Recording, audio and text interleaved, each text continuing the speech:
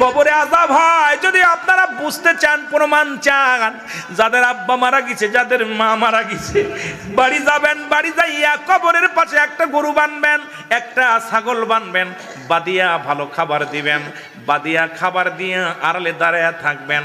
দেখবেন ওই পশুটা ছুটাছুটি করবে, ওই পশুটা চোখ দিয়ে পানি দর দর করে ছেড়ে দিবে, ওই পশুটা দড়ি ছিঁড়াছিঁড়ি করবে।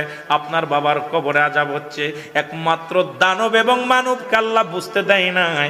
কবরের শিক্ষার যদি দুনিয়ার মানুষ জানতো, শুনতো, এই দুনিয়ার জিন্দেগির মানুষগুলো হাট পেল করে মারা যেত। মুসলমান শুনে নাও, এই জন্য এই জিন্দেগি কার জন্য তুমি অন্যায় অপরাধ করো, কার জন্য তুমি অন্যায় জুলুম করো, কার জন্য কেউ তোমার নয়, কেউ তোমার নয়।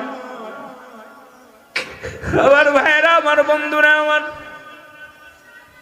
আমি আপনাদের কাছে করজোড়ে একটা দাবি করে যাই, এই দুনিয়ার সম্পদ খাবে লোকে, তোমার বডি খাবে পোকে। আমি পিরাইটা ওয়াজের মধ্যে বলি, সম্পদ রেখে গেলাম, এটা খাবে ছেলে মেয়ে, এটা খাবে প্রতিবেশী, এটা খাবে রাষ্ট্র, কিন্তু আপনি আমল যদি না করে যান, আপনার দেহটা খাবে পোকে। এই দুনিয়ার সম্পদ খাবে লোকে, তোমার দেহটা খাবে পোকে।